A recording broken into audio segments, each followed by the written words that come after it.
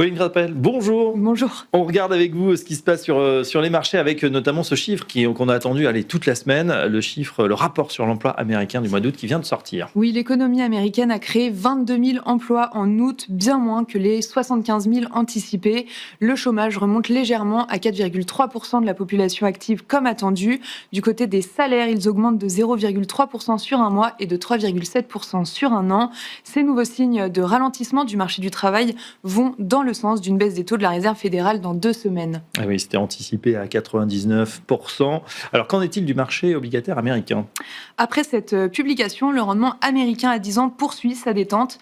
Il évolue autour de 4,10%. Le rendement à 2 ans se détend d'une dizaine de points de base sous 3,50% et le rendement à 30 ans évolue autour de 4,80% après avoir atteint le seuil de 5% en début de semaine, on le rappelle.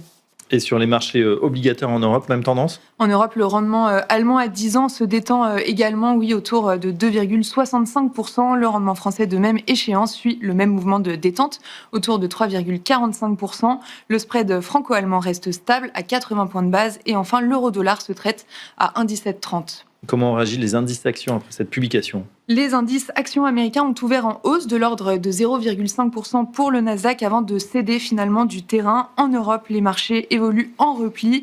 L'Eurostoxx 50 cède 0,7% environ.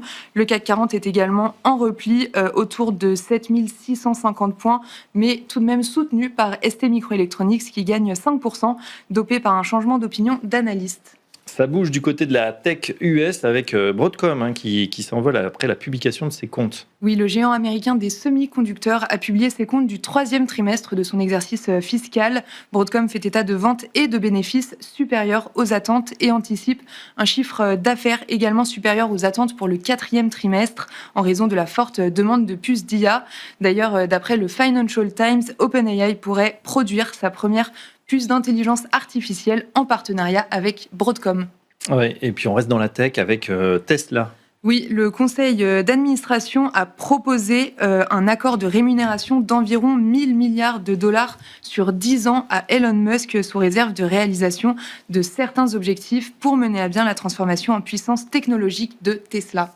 Voilà, et si vous êtes amateur de yoga, ça va mal pour Lululemon. Oui, le fabricant donc de vêtements de yoga a revu à la baisse ses prévisions de bénéfices et de ventes pour 2025 en raison de la faible demande américaine. De plus, le chiffre d'affaires du 2e trimestre fiscal ressort inférieur aux attentes des analystes, notamment à cause des droits de douane de Donald Trump.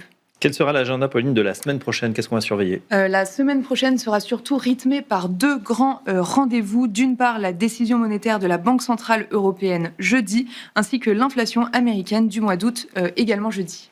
Merci, Pauline, pour cet excellent résumé. On vous retrouve donc lundi prochain à la même heure. Dans un instant, Planète Marché.